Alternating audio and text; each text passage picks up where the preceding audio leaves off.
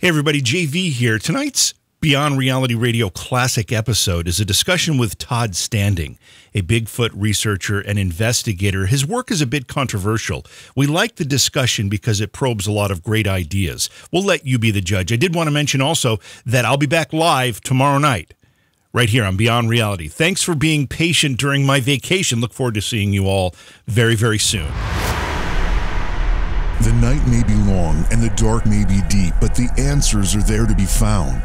Whether it's the normal, the abnormal, or the paranormal, you're in the right place. Let's go Beyond Reality. I'm going to start tonight's show out by thanking Bruce the Shark Markison for coming in last minute last night, actually, and doing the show for me. I was just a little bit under the weather, and I had done a broadcast earlier in the evening, and I just kind of ran out of energy. I'm sure you all know how that feels at one point. So I got myself some rest. Bruce was able to come in and do the show, talked about the Men in Black last night. And if you haven't heard that discussion with Jason Brown, who claims to have been one of the Men in Black, I recommend you go to our podcast feed and subscribe to the podcast to begin with. But secondly, listen to that episode and check it out. If you're on the YouTube channel, you can see it or listen to it there. But it was a fascinating discussion, and Bruce did a great job. And I appreciate him coming in and stepping in for me like that. It was great help to me, and I know that everybody who was listening appreciated it as well. But tonight we have another very, very fascinating program. Tonight we're going to be talking about Bigfoot. Now, we don't talk about Bigfoot a lot.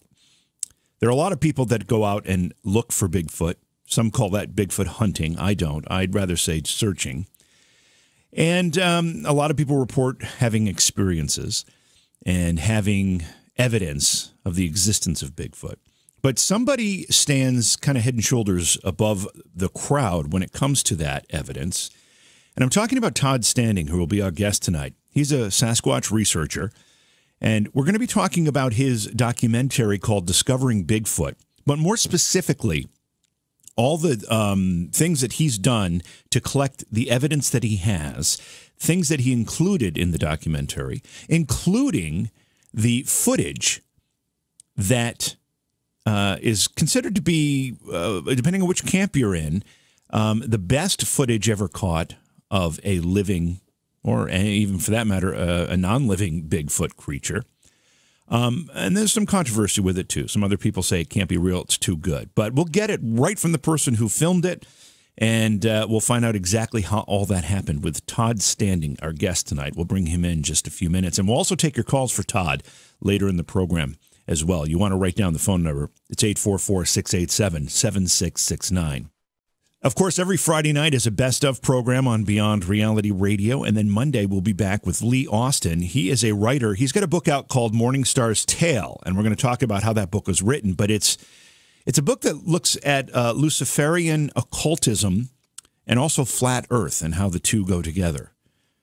So we're going to be talking about that with Lee Austin Monday night. Tuesday, it's Rob Shelsky. He's a ufologist, a paranormal expert.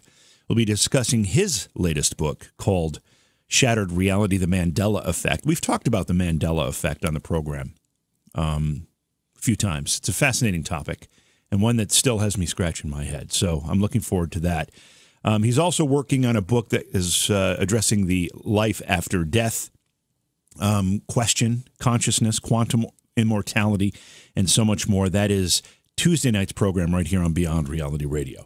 A lot of you are taking my advice and going to the Beyond Reality Radio website and ordering the Beyond Reality Radio coffee mug as a gift for your office coworkers, for your students or your teacher, depending on which side of the desk you're on, or for your family or anybody who just happens to like a good cup of coffee, tea, or hot chocolate, or just likes to have a great mug on their desk.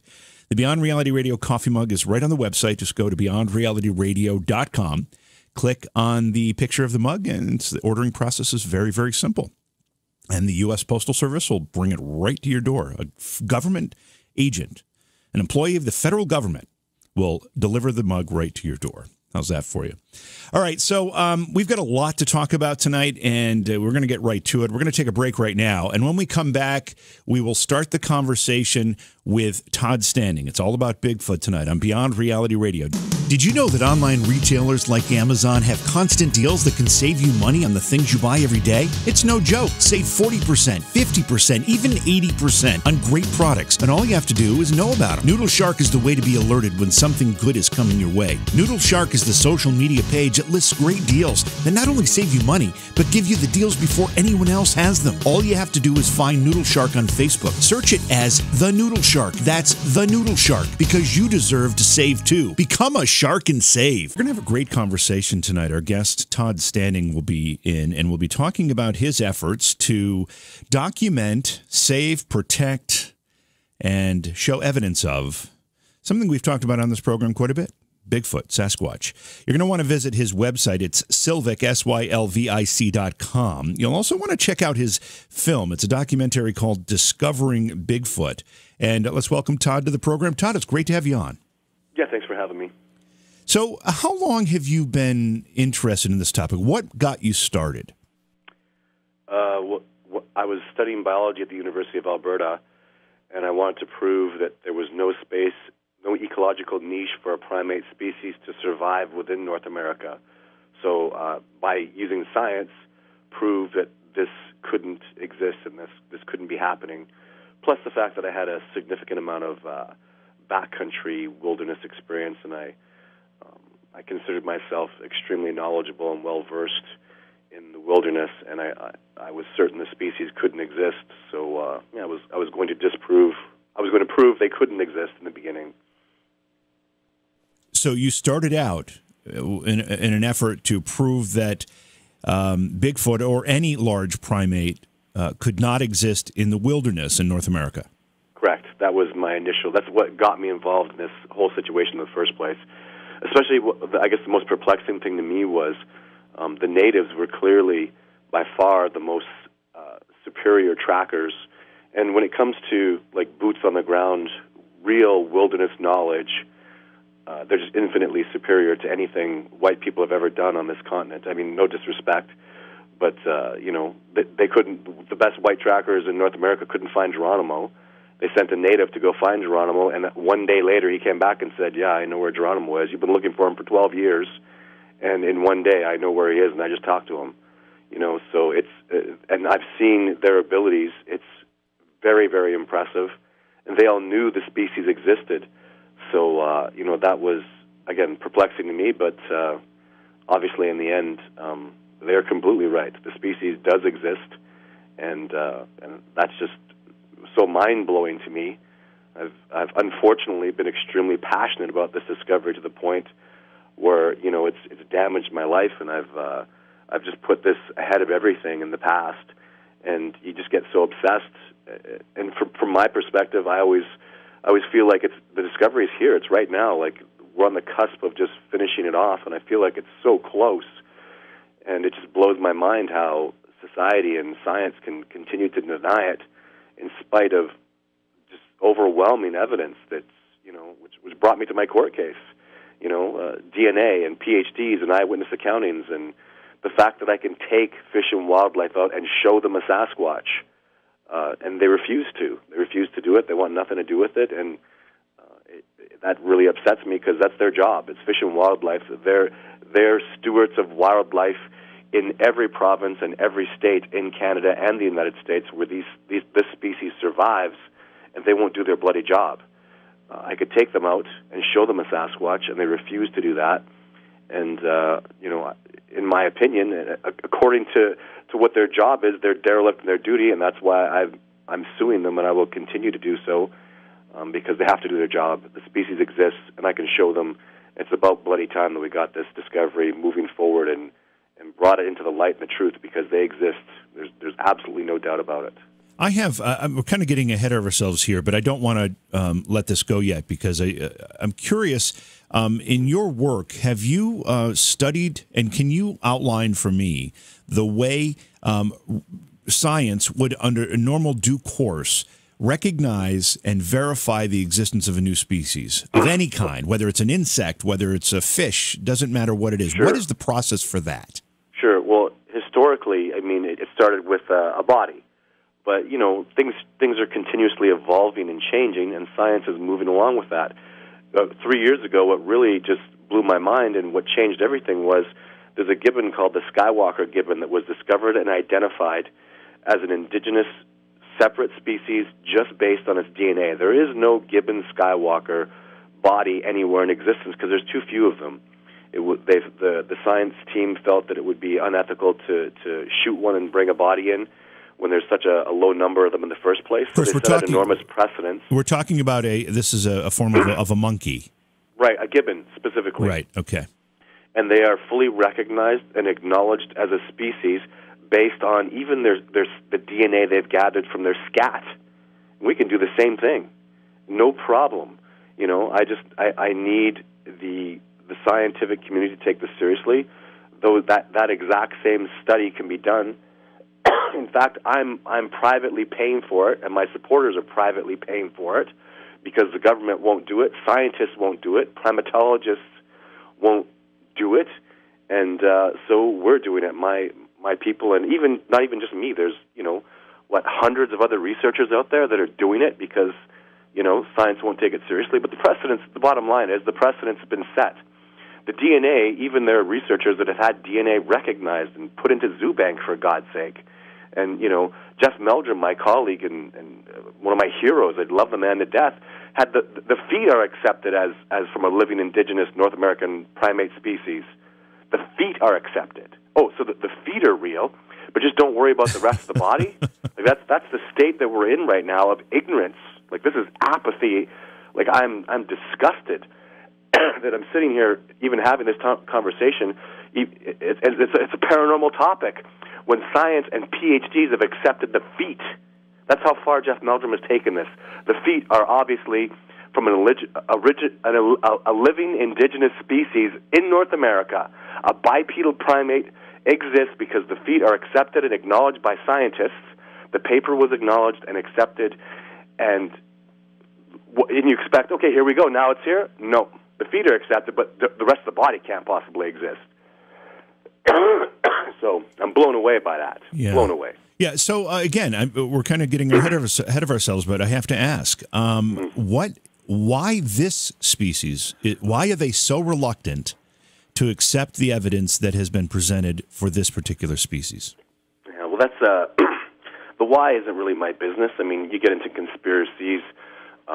They must give you a reason. They must give you they must give you a reason. I mean, there must be something when you present this. They must say, "Yeah, that's great, but," or not.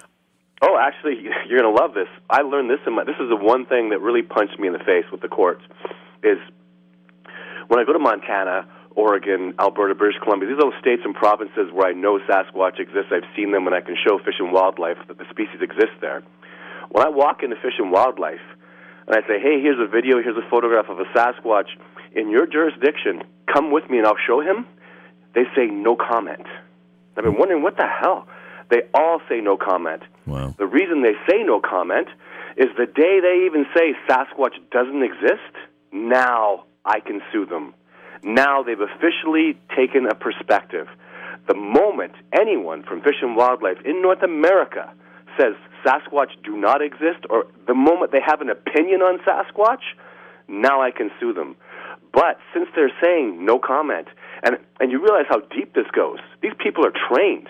They're taught. Fish and Wildlife officers are taught to say no comment purposefully, because now they can just wipe themselves clean of the subject. They have no responsibility because they've never commented on the subject. And I hope you understand how significant that is. I go see a wildlife officer in the middle of nowhere in Montana, and I go, there's a Sasquatch over here, come with me. And he goes, no comment. Wow. No, sir, come with me. There's a Sasquatch on that ridge right now. I will show it to you right now. No comment. And he leaves. Right? So how does he know? How does the guy up in northern Canada know the same thing that he knows? They've been trained how to deal with this situation. So, and that also, I know. I don't mean to say it. I hope I can say this on your radio show, but that pisses me off. There are some things you can't say, but that one you can get away with. Okay.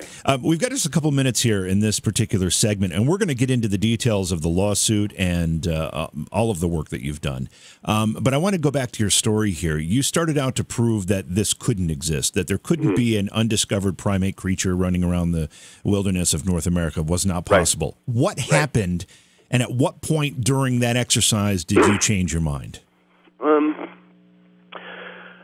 Well, it was really, it came to the point where it had to be Native Americans that were hoaxing, that were faking this, because only Native Americans could fool Native Americans. And I was starting to see things that didn't make sense, and things, the tree breaks, the structures, some tracks that I'd seen that really were very organic and very real. My paradigm started to shift, but what really took me over the edge was when a second-generation Sasquatch researcher took me out into Sasquatch habitat with a couple of trackers and had me film one. And it's video 2 and video 3 that were in my original documentary in 2007, and a documentary I took around the country to, or even North America, to gather signatures for species protection. But those 2 videos, video 2 and 3, I filmed, and I didn't believe Sasquatch are real. And when you're there, when you see it with your own eyes, and then you go investigate the tracks, the speed, the movement, the cliffs they jumped, the mountain they climbed, when you see it all, and you're there, and that's what I do with people. That's what I did in my documentary. That's what I did with Survivor Man. That's what I did all year this year. I took people out. When you're there, boots on the ground, and you see what these beings are capable of, and you see what they do, you better believe they're real. And you'll understand why the discovery has been so difficult, because they're incredible. They're powerful. They're fast. They're intelligent. Like, they're so exceptional. They're highly intelligent trackers, and that's why so many people have such trouble believing this, because for them to exist, they got to be incredible and amazing, and they are, even beyond what you can imagine. And that's why it's so hard for normal people who live on cement and in cities to understand that, how could this be? How could they be that amazing, and how could they be that incredible? And the answer is, in my research, every year I discover new reasons how amazing and incredible and brilliant they are, and how easy it is for them to evade us and to stay hidden. All right, well, we're going to get into the details of some of that on the other side of the break. We're talking with Todd Standing tonight. He is a Sasquatch researcher. His website is Sylvic, SYLVIC.com. Check it out. It's Beyond Reality Radio. We'll be back after the break. Welcome back to the show. It's Beyond Reality Radio. I'm JV. Thanks for being along with me tonight. Don't forget the phone number, because we will take your calls later in the program, 844-687-7669. We're talking with Todd Standing tonight. Todd is a Sasquatch researcher, also a filmmaker. Todd, at what point did you decide you were going to make a documentary about all this? Well, I just seemed video was such a great way to just capture everything quickly and efficiently. Especially, I like the emotion of an incident when it transpires. Something special happens when you can hear the crackle in somebody's voice, or the panic, or the excitement, and you don't get that so much when you write it down. So I just started really documenting that video-wise. And obviously, the footage that I've been able to acquire of Sasquatch, I have 8 videos now. They need to. It doesn't go in a book. It's footage. So, and the explanation behind each piece of footage is enormous. I could make a documentary about every single one of those videos I've filmed, because so much work and time and effort, and so many things you have to fail at before you can have that one success. And even the irony in most of the times I have success, it was not what I planned anyways. All hell breaks loose, and you just go with it, and it's the innovation of living in the moment that usually allows me to have any sort of success. So, yeah, it just seemed like a natural way to move forward. And I do love film. I'm documentary style filming. Reality TV has just destroyed things and made TV such garbage. But I've been mentored a lot by Les Stroud's Survivor Man, who all his shows are absolutely real and legit, and he's a real good, honest man, and he's mentored me and taught me how I want to do things. And working with John Betternagel and Jeff Meldrum, who are also very good, honest people, bringing that reality back to real. You can't even use the word reality because reality TV is so fake. I think that's what they mean when they say reality TV. The actual term is it's going to be fake. It's going to be, contrived and stuff.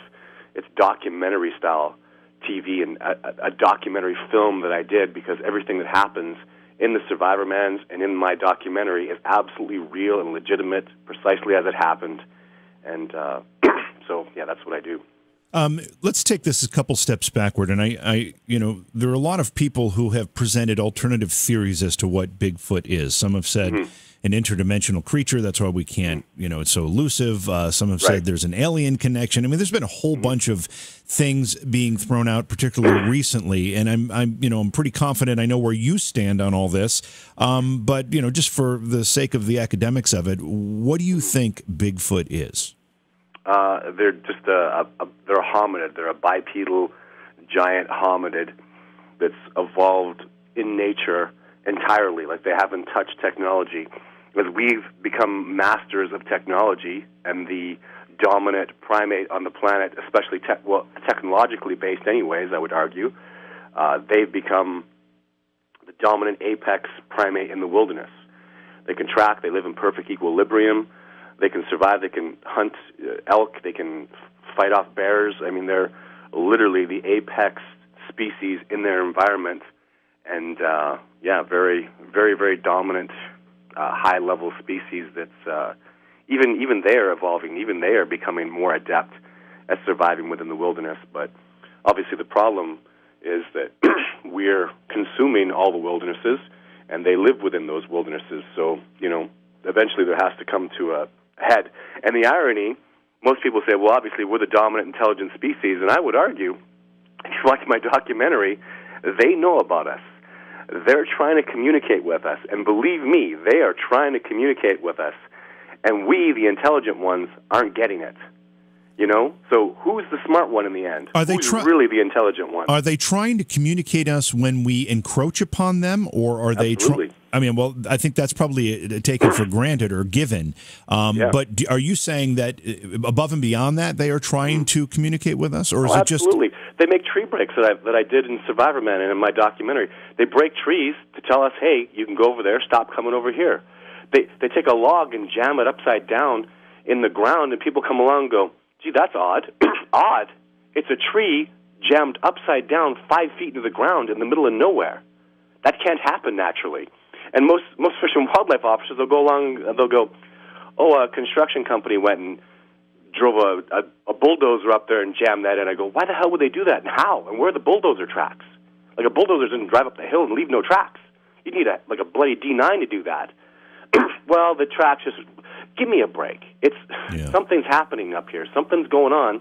And I can't imagine the Sasquatch in the wilderness going, they really think that a log jammed 10 feet into the ground, upside down in the middle of they think this is natural? I don't think the Sasquatch realize how dumb, or let's not use dumb, how apathetic we actually are. So with things like a log jammed upside down in the ground, the message there, is that one of territory? Is that one saying, this is our area, stay away? Is that the message being sent there? They're saying, in one particular area, there's a herd of elk they survive off this herd of elk, and they protect them. And when we go in there and rip all the ground apart and, drive the elk away, they're trying to say, you know what, I have a family too. I live here. This is my home. And you're making a mess of it. You're ripping all the land apart. You're tearing all the logs out. You're building these bloody roads, and I just want this one little spot. Do you mind? So they make breaks. They make structures. They jam logs upside down. They'll flip over barrels and mess up construction sites, saying, can you not take this one spot? I have a family. I'd like to survive. And we don't get it, So they're not looking to, in some way, develop a relationship with us. They're looking for us to stay in our area and leave them to theirs. When you're talking about instances like I explained with construction and logging and that sort of thing, but for relationship-wise, that's why I take people out and show them Sasquatch, because I'm building a relationship with a troop of Sasquatch. In fact, 2 troops specifically that I come around and I mean, this might sound strange, I'm an expert elite-level tracker, and I have thousands of days of backcountry experience, and I am a student of theirs. I come around humbly and try to get them to teach me stuff. I try to get them to interact with me, and they do. I have really good success doing that. That's why Jeff Meldrum, PhD, saw a Sasquatch in 3 days being out with me. I'm like one of those gorilla trackers in Africa that can take you out and show you gorillas because he's been studying that troop and been around that troop for, 8 years, sometimes decades. And that's what I'm evolving, is a relationship with groups of Sasquatch, again, two specifically, that have accepted me and allow me to be there. I went into California and filmed a Sasquatch in California this year, and I'll tell you, that group was not agreeable to me. They kicked my ass, and they were very violent, very hostile. So, and that happens most of the time. I don't get accepted. And I can go into a place and spend, like in Montana, I spent 4 years there. In the end, I had to just leave because they were not accepting my presence, and they did not want me there. So, I had to accept their decision and leave because there was no success with the research there. So it's a very difficult process. I always ask this question when we're talking about Bigfoot, and I tend to get the same answer. I want to see what yours is, but and you may have already addressed it a bit in what you've already said. But why and how is this creature so elusive? If it is so big, and it's bigger than a man, and the forest is shrinking as we develop. How are they staying so hidden? They don't have any trouble.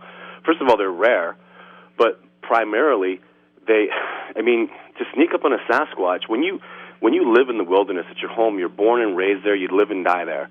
You know what every squirrel sound means, every bird. You wake up in the morning, you look at the sun, you know which way the wind's going to move. You get the wind gauge. Like, they live and die based on everything in nature.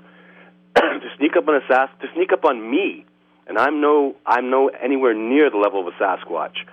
You'd have to get past the squirrels and the birds. Squirrels chirp at every single person that comes up a mountain. I'll see your car driving up from miles away. Like, people are loud and obvious. We think that we have this romance with all these amazing backcountry wilderness experts. I don't see them. I don't know where they are, and most of them know Sasquatch is real. To really become an elite level backcountry expert, you have to enjoy living in solitude. And when you're that kind of person, you're kind of a xenomorph, and you don't care what society thinks, and you're not going to tell society Sasquatch is real. So, but again, the bottom line is they just have no trouble. You're dealing with the highest. They couldn't find Geronimo. Geronimo, the famous Geronimo from the United States. Mexican government wanted him dead. The American government wanted him dead. He was the top man. Get rid of this human being. He's been murdering Mexicans and Americans. They wanted him gone. They spent a decade. They couldn't find his tribe. This is a man who has a gun and rides horses and starts fires. He shoots his animals with a gun, and they couldn't find his tribe. He's most wanted. Does that make sense? It does make sense, but I'll throw this out just to kind of muddy this discussion a little bit. When they were looking for Geronimo, they didn't have drones or thermal imaging cameras or some of this other technology that might make that search a lot easier at this point. Right, and that's why this discovery does have to come to an end very soon. Now, I would go do that. I'd put drones in the air. I'd follow them around. Now I just need money. How do I raise it? I don't know. The film didn't work, It's right now the most frustrating thing is it is all about money. If somebody gave me $1 million, discovery would be over tomorrow. I have conversations like that with networks every week, and you can really finish this. I go, yeah, it just takes money. Like, if I could, put a thermal camera on a drone and I could follow a Sasquatch around for a year, and I tell you everything about it. But where's the money to go do that? Where's the funding? You know how much it costs to go discover gorillas? You know how much Jane Goodall and Diane Fossey got? Those excellent, amazing heroes of mine were thoroughly funded or they wouldn't exist. The Leakey Foundation spent millions. Nobody is spending money to do Sasquatch research. So makes a difference. I want to go back to what you said. You were tracking a troop of Sasquatch in California, and they were not very welcoming. And if I remember your documentary right, and it was I remember I saw it maybe a year ago, maybe a little longer. You had some close calls in that as well. How often have you been threatened in your efforts as you've been out looking for these creatures? More times than I could even think to count. I mean, they're giant primates. I've been talking a lot with primatologists who study gorillas. I find a lot of similarities. And gorilla primatologists get beat up, they get bitten, they get thumped, they get thrown around, they get injured. You know, gorillas will bluff charge, and sometimes they'll get on top of you and hurt you. They're so powerful. And although the Sasquatch have put me in, you know, physically harmed me, I'll tell you, they were being extremely gentle. If a gorilla latched onto me and wanted to kill me, he'd rip me apart. They're immensely powerful. The Sasquatch are twice as strong as a gorilla, and I think, are twice the size of a gorilla, and I think twice as strong. If the Sasquatch wanted me dead, no one would ever find my body again. I would disappear, and no one would ever hear or find a sign of me anywhere. So, first and foremost, I'd like to say they're very peaceful, and they've never harmed me, but I do have altercations with them that are very hostile, and I have been injured, so, you know. Todd, we've only got a couple minutes here in this particular segment, but do the Sasquatch have a language of its own? I know it makes noises. We've heard the noises, but is it a full language in which they communicate with each other? I have no knowledge of that. In my studies, it seems that they are able to somehow communicate with each other over great distances instantaneously. They seem to, and when they move in and towards you and around you, they seem to have some sort of communication amongst themselves. It's very impressive. I don't know how. Is it infrasonic, infrasound? I don't know, but specifically their language and the way they communicate with each other, it's something impressive, but I'm just it's hard for me to explain. And so I'm assuming by that with the amount of time you've spent observing these creatures, you haven't noticed any pattern in their vocalizations that would give you an indication that there's words or some type of, you know, direct communication going on.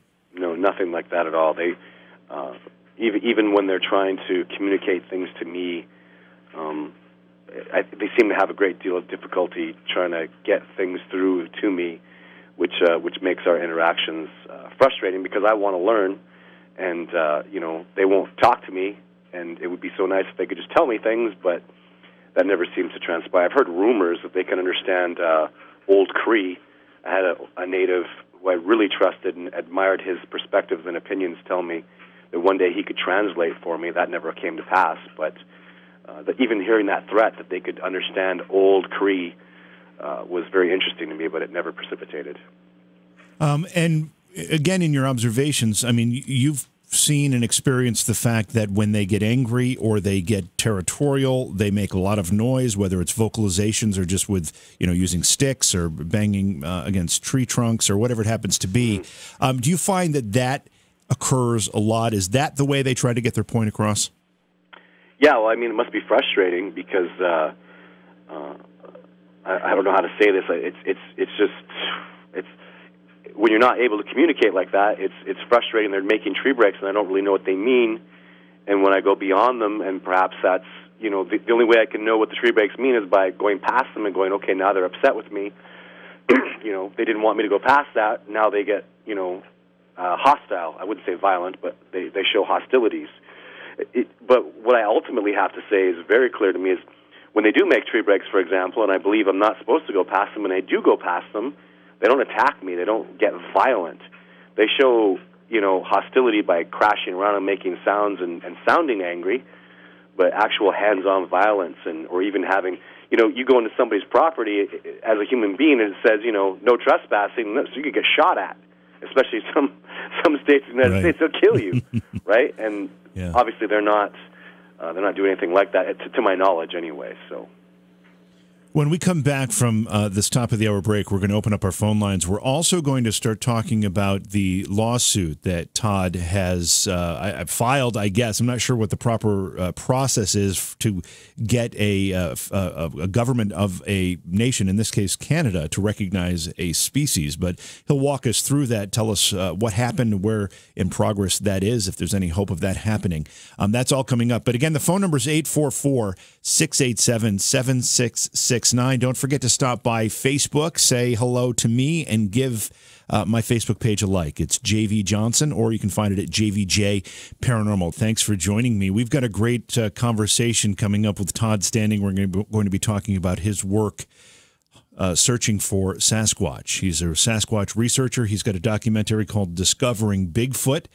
His website is Sylvic, SYLVIC.com, and there's a lot of pretty interesting footage on there. You're going to want to check that out. I'll remind you that tomorrow night is a best of program, as it is every Friday night. And then Monday, Lee Austin will join us. He's a writer, and he has a book out called Morningstar's Tale. And this book is about flat Earth and how it relates to Luciferian occultism. A lot more, too, will be discussed with Lee Austin Monday night. Tuesday, Rob Shelsky will be with us. He's a ufologist, and he's also a paranormal expert.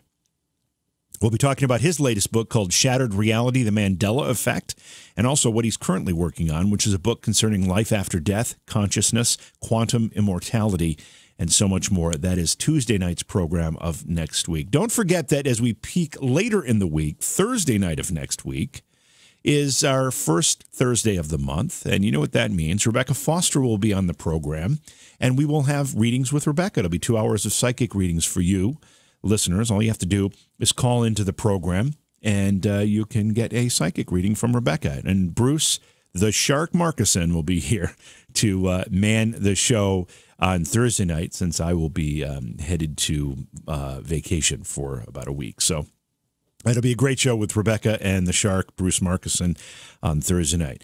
But as I said, tonight we're talking about Bigfoot with somebody who has a tremendous amount of experience, information, and exposure with this elusive creature. Todd Standing is our guest. And Todd, let's talk a little bit about the lawsuit. You brought an action against the Canadian government to do what exactly?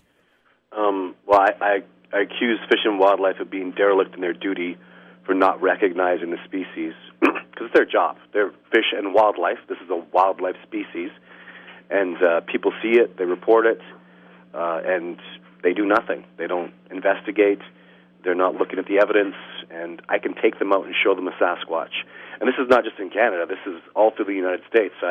I'm part of the lawsuit in California with Claudia Ackley, my colleague, and we're pursuing that in California as well. So, yeah, this is just the beginning. There's many people in Washington that want to start it, and I have somebody in Maryland wants to do it, and I'll give all my evidence, and I'll support them 100% if they want to push through with it, as long as there is Sasquatch within that state, and they can take Fish and Wildlife out and show them where they are. I'll support their lawsuit. So, 100%. Is the lawsuit an effort to get them to recognize, or are you saying that because the species exists and you have proof that it exists, they need to protect it?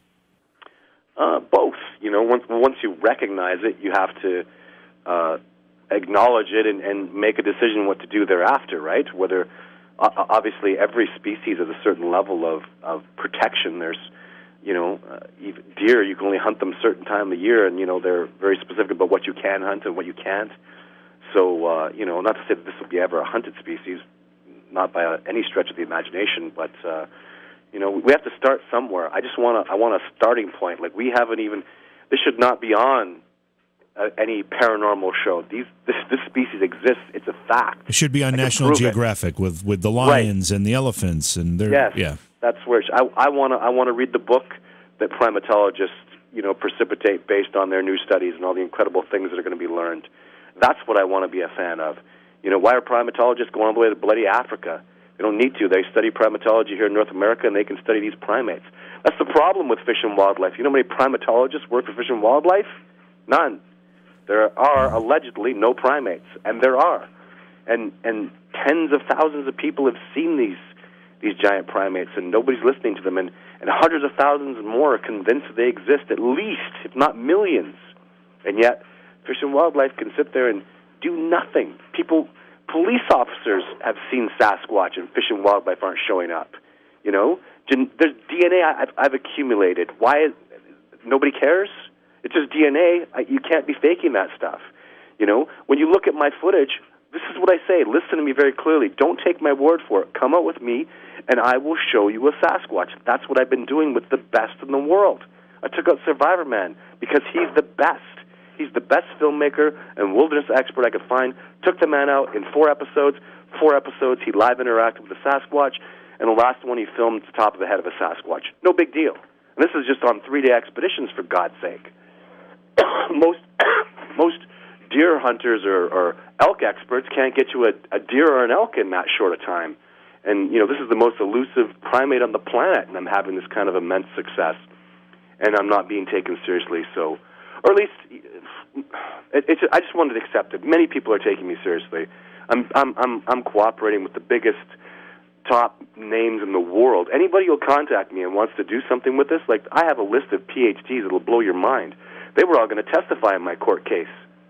And that's what happened with it, is in British Columbia, where I'm a citizen of in Canada, I'm very ashamed to say, they wouldn't even listen to my evidence.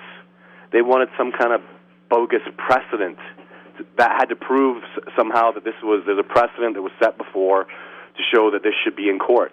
They didn't listen to my evidence. They didn't care I had DNA. They didn't care that the PhDs were going to come testify that this species is real.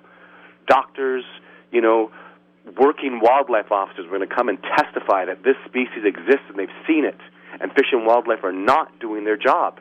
I mean, there's so many levels to how inappropriate... Every species has to be studied in the biology. What if mountain lions are creating some sort of scat that's damaging water supplies? I mean, we really need to understand a species top to bottom and how it exists in our ecology. When you go in the wilderness, they teach you exactly what to do and how to avoid bears. You don't leave your food out. There are rules you're supposed to watch for bear sign. It's Fish and Wildlife's job to educate the public about every wildlife species that exists. And are Sasquatch dangerous? Of course they can be. Are they damaging the ecosystem? Are we damaging theirs? There's so many things that are going on, and it's so apathetic that we don't do anything. It's very upsetting to me. And many people that know this species exists, it's tremendously irresponsible. I'm not saying take my word for it. I'm saying I'll take Fish and Wildlife out and show them a Sasquatch. I can do it. I've been doing it. I did it in my documentary. That's why that documentary exists. I put that documentary as evidence. I swore in a court of law that everything in that documentary is real, and there are PhDs involved in that. And all those PhDs will swear everything they took part in that documentary is real. Real Sasquatch footage. I have multiple videos in there. And I don't know what else, crystal clear footage. Yeah. And I'm just a guy. I work, I have a job. This is not my responsibility. I'm not a wildlife officer. I'm not funded by anybody. Why do I have to do this? I risk my life for this discovery. I've nearly died multiple times. This is very dangerous stuff that I do. Why do I have to do it? It's not my job, So it's theirs. And in all the states that Sasquatch exists in the United States and all the provinces in Canada, Fish and Wildlife is derelict in their duty. It's their bloody job. They should be doing it, not me. Even all the private researchers that are out there. It's not their job. They're going out on a limb. They're pushing limits, and I admire and respect all of them for what they do. And we shouldn't be doing this. And so I'm very passionate. As yes, you can probably hear. Yeah, and that's great. I mean, we need people with passion to pursue these things. Otherwise, there would be no progress. But I want to ask you, there's so many things that you said here that we need to talk about. Mm-hmm. Let's talk about your footage for a second, because, as I said, I've seen the documentary. I've seen the footage. It is crystal clear. I mean, we've been waiting for a very, very long time for someone to show some footage that wasn't blurry, that wasn't on an Super 8 camera like the Patterson film. And it just hasn't come along. And you think with it in a day and age when everybody's walking around with a very high quality camera on their cell phone, that we would start seeing some of this footage pop up. And it doesn't. But yet you were able to secure some very, very high quality footage. Tell us how you got that footage. Oh my God. Years of blood, sweat, going through hell and back, risking my life. It's spending every nickel I ever earned fighting for this discovery. I mean, it was so... Every video that I filmed, I failed 20 times, And half the time, the plan that I had went wrong when I got the footage. I come back and I go, I got caught in a snowstorm and was nearly killed. What happened? I got the best Sasquatch footage I ever got. How come? Because of the snowstorm. Because they couldn't hear me coming. They couldn't smell me coming. They couldn't see me coming. I was walking through a bloody snowstorm. And then, my wife and my family were like, dumbass, you went into the snowstorm? Away from civilization, temperatures dropping. I'm like, yeah, I spent a month planning for this, paid a fortune to do this, took time off of work. I'm moving forward. You could have been killed, though. What about the avalanches? What about all the crap that you could have gone, you fall, you're disappeared. What are you thinking? I'm thinking I need to get this done. I'm hella passionate about it. And, even now, this last year and a half, I haven't gotten any new footage. Well, I did in California, but in my research sites, I haven't been able to get any new stuff. And I look back at my old stuff and go, damn, I was lucky, fortunate, worked hard, right place, right time. It's hard. I mean, I'm super immensely proud of that footage. And it's well, it hasn't even it hasn't bumped society enough. People are thinking now it's too clear. Well, that's the complaint now. That was good. Too clear. That was going to be my next point. So there are some that say this is just too good; it can't be real. What do you say to the people that say that? Well, what the hell do you want? The truth is, I have lots of blurry videos. I would never insult people's intelligence by putting those blurry videos out. For every clear video I have 5 crappy ones. I'm not putting that out there. The crappy ones, they call it blob squatch. It's such a cliche. I'm not putting that out there. Yeah. I have crystal clear stuff that I risk my life to go get that stuff. I put everything on the line for that stuff. And that's what I put out there. Nothing but, I won't waste people's time, It's impressive stuff, and there's so much to be learned by what happened. That's even what I can teach Fish and Wildlife, what I teach people about Sasquatch, the thousands of days in the backcountry I've spent doing this now, and I have so much knowledge. I can really, I don't know, Fish and Wildlife could get this done so fast in a 3-month ecological survey. I could have them, so far advanced they'd understand the species so well, and the discovery process would move forward so quickly. Todd, we have to go to break here, but before we do, is the documentary still on Netflix? Because I think that's where I saw it. Yeah, it is. It's all over the place. YouTube, iTunes, Amazon. Yeah, but Netflix is, most people have Netflix now. It's Discovering Bigfoot is what it's called. And my website is sylvanic.com. S-Y. Oh, I left out an N there. Yeah, it's a funny word. Oh, yeah, sorry about that. It's a native term. It means shadow guardian of the mountain. Our guest is Todd Standing. Todd, we were talking about a bunch of the evidence that you have and you've used in your court case, or at least tried to, haven't really been allowed to. One of the things you keep talking about is DNA. What kind of DNA evidence do you have, and how closely has it been analyzed by someone who would be qualified to talk about exactly what it is and where it's come from? Well, the irony is, I've been trying to get, even I have PhD colleagues that have been trying for, almost 5-6 years to get a full genome done, which no university has done and gone public with. I've given my DNA to universities, and then they just ignore and pretend like I was never there. And Todd Standing, who's a geneticist out of New York City, if I'm not mistaken, he was dancing around with me for a little while, and then he chickened out, wouldn't test my DNA. So I had a technologist from Paleo DNA, a highly recognized laboratory, test my DNA, and came back with just some impossible results, because it wasn't a full genome. Even the cost of the full genome, I spent $1,000 on those tests that I did, and they all come back as hominid, which could be human, but when they test to the chimpanzees, it's off the scale. And what that says is the Sasquatch are testing as, hominid, like Homo floresiensis, the hobbit human, would test as hominid, even though he's clearly like a hobbit size and he's clearly not a human. But they're testing like right off the scale, where 3-4% away from chimpanzees off a DNA strand that should be no more than 1% off. So, and what's exciting to me about that is what we're looking at is not, like, people would say, well, people could allege again that I'm hoaxing and mixing chimpanzee and human DNA. But on the scale, it goes gorilla, chimpanzee, human, and one further over to the right is where Sasquatch are. They're more advanced hominid, I guess you could call them. And even that would make sense, too, looking at their phenotypes. They're bigger, stronger. They have the ability to survive in the cold that we don't. So they're just a bigger, hardier, more adapted to survive in the wilderness hominid. Excuse me. It sounds like you may have been out in the weather or something. Too much. Todd. Yes, Yeah. That's exactly true. So, the cold gets to me, too. What form is the DNA in? I mean, is it scat? Is it hair? Hair. It's hair? Yes, I've been gathering hair. I had a piece of skin, blood, a little chunk of flesh with hair on it. I had that for years. That Jeff Meldrum got to examine and stuff. And I've had scat and all that kind of stuff. I'll give labs whatever they want.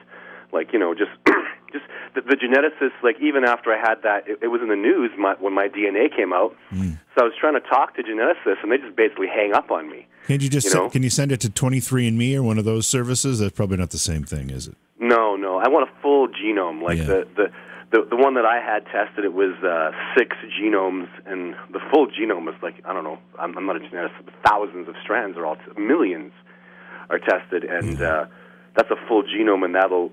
What would be incredible is if one of these geneticists would have the balls enough to take my DNA, and no matter what it says, talk about the results.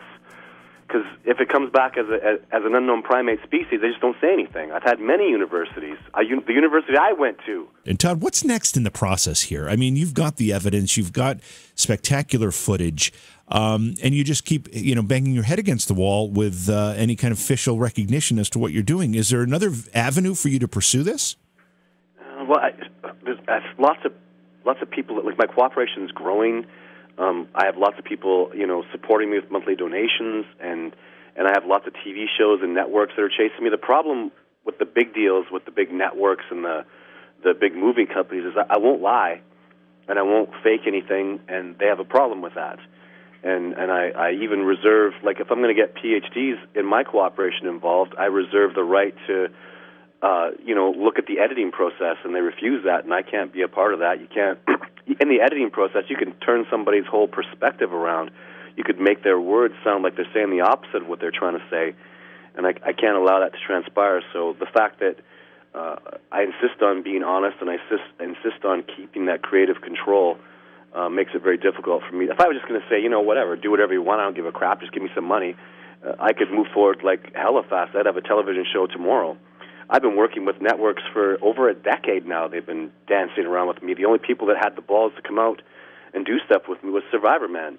And he did a perfectly honest show, immaculately done. I have so much respect for that man, a real hardcore backcountry survival expert. Les Stroud is, because I've been there. I've slept in the wilderness out backcountry with that man. He's as tough as they get. And, he's the only one that was honest and good and truthful about it. And you think National Geographic would show up, but they just have ridiculous parameters, and they're so idiotic in what they try to do. I can't take a film crew of 20 people out and show them a Sasquatch. I mean, you're ridiculous. I couldn't show you a moose, So they just have these grandiose dreams that are so full of crap, and I can't be a part of that. But, things are changing. We'll see what happens.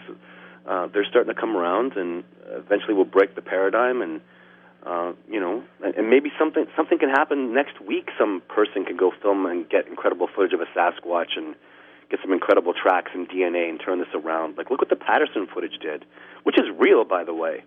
Not just based on the footage itself, but based on the tracks. I'm a tracker. I'm a tracking expert. And I saw those tracks that were cast when that Patterson footage was filmed. That's a real Sasquatch. There's no doubt about it. There's the anatomy in the foot that's happening, a mid-tarsal joint in that foot that was unknown to science until the 70s. And those two cowboys from 1967 sure didn't know about it in a Sasquatch, and it's in those tracks. They're organic, they're real. I've seen a Sasquatch that looks like that Patterson female. That's a legitimate, absolutely real piece of footage just floating around out there, no big deal. Two people really filmed a Sasquatch, and, the paradigm blows my mind, but, is global warming a hoax? So society is complicated. Things are tough now. You can't know what's real and what's fake. But this is over a decade now. I've been saying the same things, and I've been talking the same truths. And I think the paradigm is getting broken, and all these ridiculous little arguments against me are just fading away. They're just stupid, Do you have you seen anything recently other than your footage that impresses you? Because there's been a lot of stuff that shows up, in social media and YouTube or whatever it happens to be, and often it's proven to be a hoax or fake or whatever. Sure. Has anything popped up that's impressed you? Every week, but you know what? The stuff that pops up that impresses me is private citizens that are showing me what they're capable of, showing me their footage. I had one woman just last week. I'm I'm going to do a podcast with her, a little video on her in a couple weeks. She's filming and having all the success with Sasquatch. And I go, well, can you show me some footage? She goes, well, I'll get some tonight. She comes back and shows me a Sasquatch video, and I'm like, this is where? She goes, I live 80 miles from where the president sleeps, and there's some Sasquatch footage. And I'm just looking at this stunned. Everything she's telling me sounds absolutely legit, but she doesn't want any notoriety. She doesn't want to be mocked and chastised. She sees what I go through. She goes, you think I want that for my family? No, thank you, sir. But I'll show you a Sasquatch, Todd, and I'll have you come out here, and I'll work with you because I know you're real and I know you're legit. And I hear this every week. Claudia Ackley filmed a Sasquatch in California in San Bernardino right in the middle of suburbia. It's real. Her footage is blurry, and you talk about a cell phone camera, those things are crap.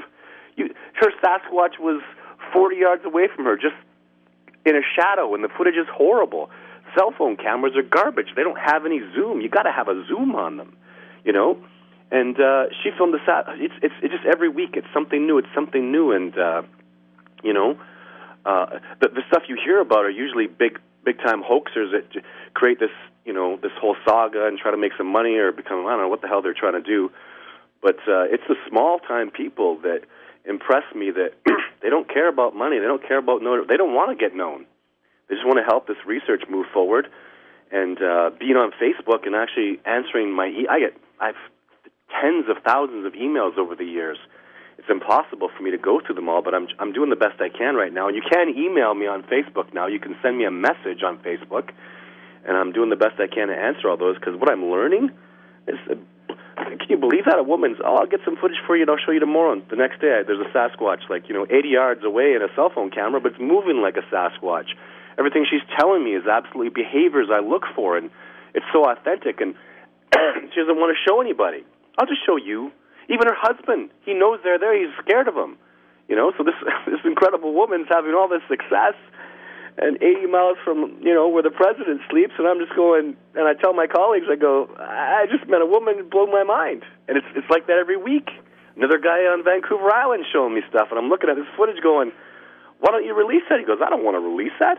Why, so I could get mocked like you? So people can lie the way they lie about you? Like this man's known me and followed me for over a decade. He goes, the way they treat you, I'd punch somebody in the mouth. They called me a liar. You know, people look me in the face and say, you're a liar. You're deceitful. You're a hoaxer. I'm not. I'm a very honest person. Right in front of my son, they'll do that. Who wants to put up with that crap? And why would you do that? Why would you put yourself through that? I agree with them. Don't show the world. Keep it to yourself. Show your family. Why go through that ridicule? Nobody's going to believe you. The footage isn't better than mine. I have 8 videos. I take people out and show them Sasquatch. I have a documentary on Netflix showing PhDs the Sasquatch, and people don't believe me. So why would they go public? They're smarter than I am. So I see it all the time, and it blows my mind. I see fakes every week, but I see one real for every one fake that I get. Really? So it's 1-to-1? Yeah, I'd say it's about that. But you know what? You talk to the fakes, they just don't impress. There's no passion. They're clearly out to try to make money or become famous. I don't even know what the hell you don't make money doing this. Are you kidding me? I've spent hundreds of, I used to have a house. I used to have stuff. I sold everything to do this. I'm a renter now. I don't own anything. I've put everything I had out for this discovery. If you're thinking about money in the light of the discovery of the millennium, and you're worried about what money you're going to make, don't do this. I just want to see real primatologists study this. I want real money, real funding put into this incredible discovery. I just want to see it. I want my children to grow up and read about this in books. I think we have so much to learn from this species. I don't think it's about protecting them. I think it's about what they could teach us, because in wilderness is the preservation of the world, and they are the wilderness masters. That's what Sasquatch means. It means wild master of the wilderness, not wild man. So I'm inspired by this species, and I think they're brilliant and amazing and can teach us so much. So you take you keep talking about taking people out. I know you do that as a bit of a service. How does that work if somebody wanted to accompany you on one of these expeditions? Well, the expeditioners pay for the expedition. So I charge like an elk guide charges to take people out to go see elk, or bear guides do. I take people out, and I show them as best I can Sasquatch. As long as the weather holds out, they don't come out in the rain or the snow. And, there's lots of things that have to fall into place. But, people can go to my website. It's on sylvanic.com on the expeditions page, and they can apply, and it has to be real. They have to be serious about it. And most people I deny. It's a process we go through, and if I can find people to come out on an expedition that are like-minded, and I'll take them out and show them a Sasquatch. But you should also understand, all the media are welcome to come out. I'll pay for that expedition. Fish and Wildlife, I'll pay for that expedition, So, and most of the expeditions I take out, you know what I found? I've taken out about, in the past 2 years, I've taken just over 20 people now. Most of them don't even want to carry a camera. They show it there for themselves. They want to see it for themselves. They want to experience it for themselves. I love that. And those are the expeditions that go best. They're people who just out there for the truth. They want to find fresh tracks. They want to have an interaction. They want to see it with their own eyes. They don't want to film it. They don't have to worry about a camera and getting their focus. They want to see it with their naked eye. They want to have a real organic experience. It's taught me so much. It's revitalized my love and passion of the wilderness. I'm teaching tracking skills and survival skills, and I'm teaching about my love and understanding of all the... I'm not a Sasquatch expert. I'm a wilderness expert. There is no Sasquatch expert. I don't know where they live or how they move or how many in the troops. There's so much that needs to be discovered, but I know about wolves. I could tell you about bears all day long. I know all about mountain lions and deer and elk. That's where... And tracking and survival and eating. And that's why I have such good success with the Sasquatch, because I love the wilderness and I'm passionate about it, and they recognize that similarity in our character, that kindred spirit, that kindred love. If you don't love the wilderness and nature, you don't have any business doing anything with the Sasquatch. They love the wilderness. They're passionate. They can't stand. They think technology's made us insane, and they're probably partially right. Probably some walk truth. Around all day looking at little screens and tapping screens and communicating that way. They don't do that. They touch nature. They love we walk on open trails. They fear those things. They cover themselves in the wilderness and the trees, and they eat raw flesh off of, it's the way they live is so attached to nature. They're so connected to it, and they'll never want to change. They love nature. So it helps me understand who they are. And that's what I teach people on expeditions. And when you take the expeditions, what's your success rate for actually having visual contact? Visual is only in about 30%. Live interactions, again, as long as the weather holds out. If the weather is good, I get about about a 90% success rate where we'll actually, a Sasquatch, like on Survivor Man, a Sasquatch will come around, smash some trees. You might see a figure in the distance, and we'll go see tracks. Apples get taken. They'll make sounds around us. Like, I can get people within maybe 50 yards of a Sasquatch and confirm that live interaction. Whereas the sightings, I'm around 30% success. And at this point, like, about 10% of people will go home and not have live interacted or seen anything significant. So I had one bad expedition this year. It just didn't go well, and I think that there were some bad things going on in the area with hunters and stuff, and it just that's the reality of doing it for real, is so many things can happen. I think hunters were in the area shooting up a herd of elk, and I think that just upset the Sasquatch. They didn't come around for that time, and so I had a bad expedition, right? So it brings my numbers down, but I'm still up in the 90 percentiles, and people that come out with me learn about wilderness. They learn how everybody goes home knowing, damn, that was hard. Like, I'm exhausted. This was brutal. We suffered. It was terrifying. The bears are scary. The mountain lions are scary. The wilderness terrain and the darkness at night is terrifying. And they'll see tracks and structures and breaks, and I don't know how you could go home and you can't fake a tree break. I'll show you tree breaks, and I don't know how. I've had construction workers, like construction engineers, come out and go, there's no way you can do that break. There's no power that you'd have to use, like, hydraulics and machinery to bust it like that, and you still couldn't do it. You have to specially design a machine to make a Sasquatch tree break from a 3-inch thick tree the way they do it. That's got to impress you. The structures are like heavy trees broken in ways that you need immense power. When you see tracks in the ground, and they're obviously from a giant, heavy primate, not just heavy, but the power in their legs to drive that foot into the ground and then push off, the compression that it makes, I've seen people come along and just want to go home after that. Like, it's scary, the power and the immensity that even you see in the tracks. It's very, very impressive stuff. So, and most of the people I take out are, they've been so good. They've enriched my life. Most of them are my friends now. You want to hear something crazy? I have a 99% success rate that want to come back.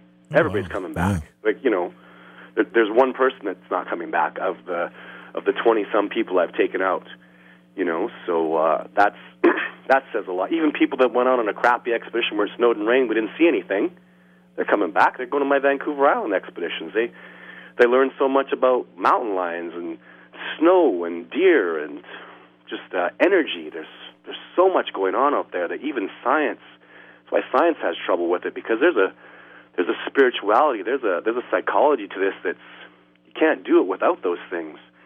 You got to have love, you got to have respect, you got to have instincts, you got to feel your way through things. If you're just going to rely on a book and your theories, you're done. You don't have a prayer because there's so much out there you don't understand. You can't read a book on bears and think you can go out and be a bear expert. Right. There are things about bears, man. I've been doing this my whole life. I can tell you that bear is immediately dangerous, and we got to get the hell out of here now, just based on his body language and how he's foraging. You know, and you don't get that from books. I can feel it in the air. My hair stands up in the back of my neck, and I know I'm being hunted by a mountain lion. And I've proven that on expeditions, you know. Like, we're in danger right now. What's going on? Something's hunting us, and we got to move and stand our ground and circle over this way, and boom, there's a mountain lion. And they're like, how the hell did you know that? I go, do you see the hair stand on the back of my neck? And, you know, most people can understand that and have experienced that in some way in their life. You ever been sitting in a spot, and suddenly you look left, and the man was staring at you? Well, how did you know that? Right. That's called instinct, and we have it. And the more you work on it, the better you get at it. And that's why I have great success in the wilderness, because my instincts are sharp. Todd, we're out of time here. Thanks so much for being with us. Again, give the website, because I gave it wrong so many times, and your Facebook page and whatever else you want folks to look for. Yeah, it's Todd Standing. I have 5,000 friends, but you can send me a message on Facebook, and sylvanik.com is my website. You can contact me through that. And I have tons of YouTube videos and discovering Bigfoots, and I'm very proud of that documentary. Stars 2 PhDs, Jeff Meldrum and the late, great John Bitternagel. And, it's on Netflix, and, yeah. All right, Todd, thanks so much for being with us. We'll have you back on the show again sometime. All right, thanks for having me. Beyond Reality Radio is hosted by Jason Hawes and J.V. Johnson and produced by Alexandria Johnson and Slick Eddie Edwards for Entercom Radio. Beyond Reality Radio is distributed by Westwood One Radio Networks. Stop by our Facebook page and say hello. Follow the hosts on Facebook as well. For Jason Hawes, follow at jasonhawes.taps. For J.V. Johnson, follow at JVJ Paranormal. If you'd like to be a guest on Beyond Reality Radio, or you have a suggestion for a guest, contact Slick Eddie Edwards at slickeddieedwards@gmail.com. Be sure to visit our chat room as well at beyondrealityradio.com. Thanks for listening.